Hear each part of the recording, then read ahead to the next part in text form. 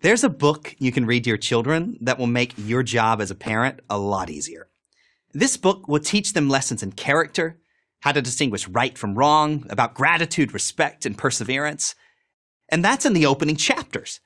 Parents have been reading this book to their children for a very long time. It's one reason it's a perpetual bestseller. This book, of course, is the Bible. And you don't have to be religious to read it, and your children don't have to be religious to enjoy it and get a whole lot out of it. Decency, kindness, charity, selflessness, and sacrifice, they're all right there. Consider the story of David and Goliath. 9 feet tall, clad in armor, Goliath is the most fearsome warrior of his day. How could he not be? He's 9 feet tall, for goodness sake. Who wants to go against a giant like that? No Israelite, that's for sure. Except for one, a skinny shepherd boy named David. This boy has 3 things going for him: courage, a slingshot, and faith that God is with him. As he strides out onto the battlefield to face Goliath in single combat, he holds the future of the Israelite nation, not to mention his own life, in his hands. Wrapped up in all of this tension and drama are valuable lessons that any child can profit from. David refuses to be intimidated by a bully. He's willing to act, to show resolve, even in the face of his own self-doubt. His actions paint a portrait of true heroism in the face of true danger. Isn't that the kind of strength we want our children to emulate?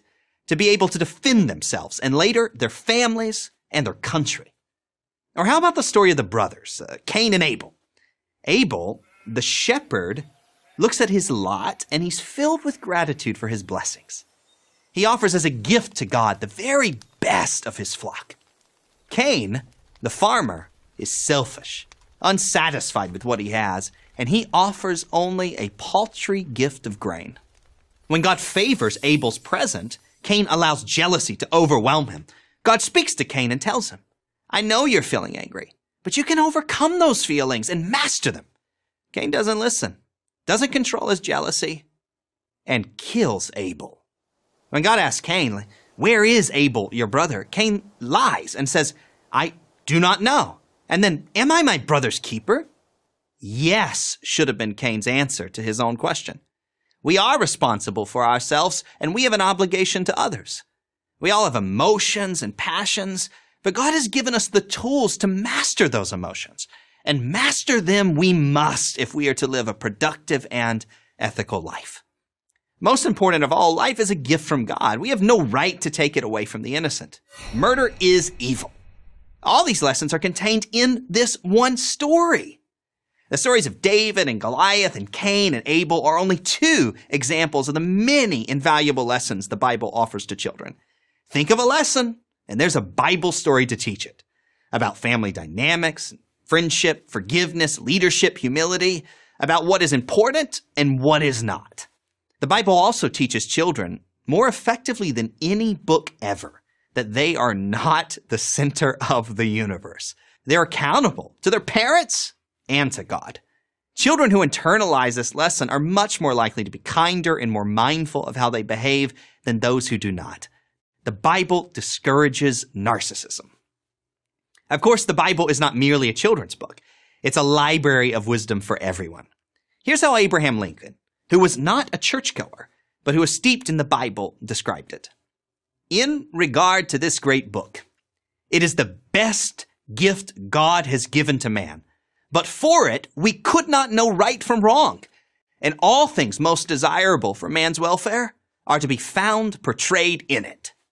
As Lincoln suggests, the Bible is the moral foundation on which Western civilization is built and a point of shared reference.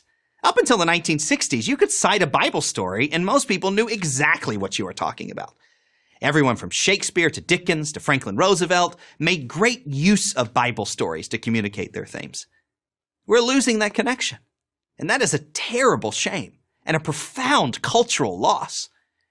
If you don't have some biblical literacy, you can't fully appreciate the powerful words of Martin Luther King, for example.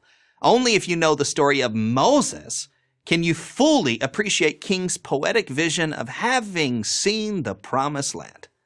Of the Bible, Yale theologian George Lindbeck famously said, There was a time when every educated person, no matter how professedly unbelieving or secular, knew the actual text from Genesis to Revelation. Our goal should be to get back to that kind of biblical literacy. And it starts with our children. Your children. Read them a Bible story tonight. Who knows? You might learn a few things too.